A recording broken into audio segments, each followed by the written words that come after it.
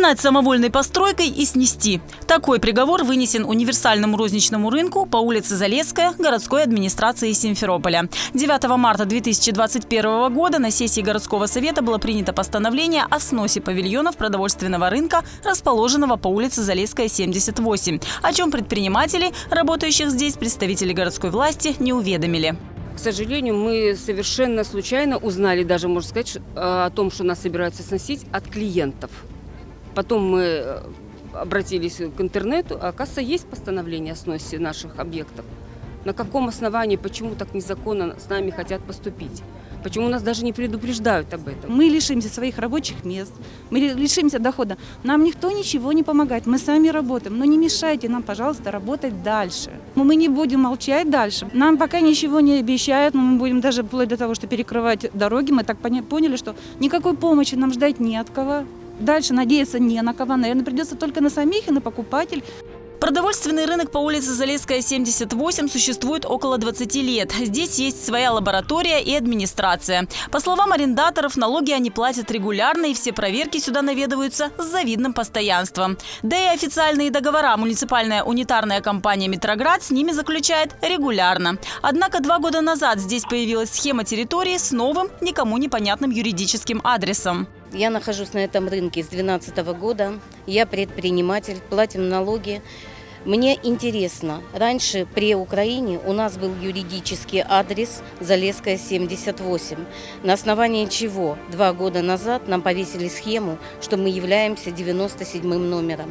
Если бы не постановление, которое вывесили на администрации города, мы бы и не знали, что у нас существует 2 разных юридических адреса.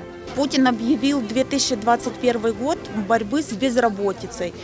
Почему сейчас 100 человек, которые платят налоги, окажутся на улице? На рынке также представляют свою сельхозпродукцию и фермеры. У нас вопрос к администрации города. Что делать с нами? Нас пригласили сюда, на рынок, и мы здесь спокойно могли продать свою продукцию. Мы годами нарабатывали клиентов. У нас нет времени стоять на рынке сутками. Мы стоим один раз в неделю. И мы знали, что мы стояли до обеда, продали свою продукцию и уехали дальше работать. Идти опять подворотню, как они говорят, с пола. Тут у нас прилавки стоят. Против сноса рынка здесь оказались не только предприниматели, но и местные жители. Этот рынок, единственный рынок на всю Залесскую, и сюда приезжают даже отовариваться вот мои друзья из Заводского. Как можно все это взять и снести? Как можно людей оставить вот ни с чем? Людей торгующих, людей покупающих. Об этом очень хорошо должна задуматься администрация города. Меня это очень устраивает. Мне не надо ездить ни на центральный рынок, ни в МУПы, извините, Яблоко ходить или в Пуд. Я просто возмущена, честно. Он всегда приносил пользу людям, был всегда очень удобен для людей, особенно для пожилых людей, которым не нужно идти там куда-то далеко, а буквально в шаговой доступности. Все очень свежее всегда и хорошее. И что самое ужасное, что вот сейчас люди, я смотрю, они обозлились на власть.